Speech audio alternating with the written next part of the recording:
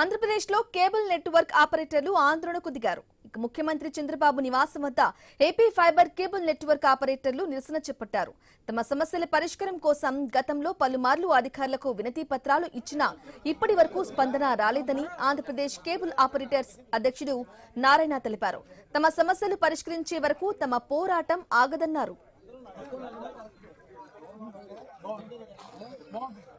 కాలం చెల్లిపోయిన బాక్సులు ఏవైతే 59 రూపాయలు వెంటనే తక్షణమే ఈరోజే రద్దు చేయాలి. First demand.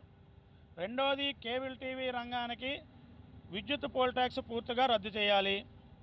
మూడోది, ఏపీ ఫైబర్ 2017లో వైరింగ్ కానీ ఓఎల్టీలు కానీ టోటల్ మెటీరియల్ యూపీఎస్లు బ్యాటరీలు అన్నీ పాడైపోయి తుప్పెట్టిపోయి వాటి ప్లేసుల్లో కొత్తవి ప్రమోట్ చేసి నాణ్యమైన అంతరాయం లేని ప్రసారాలను అందించాలి.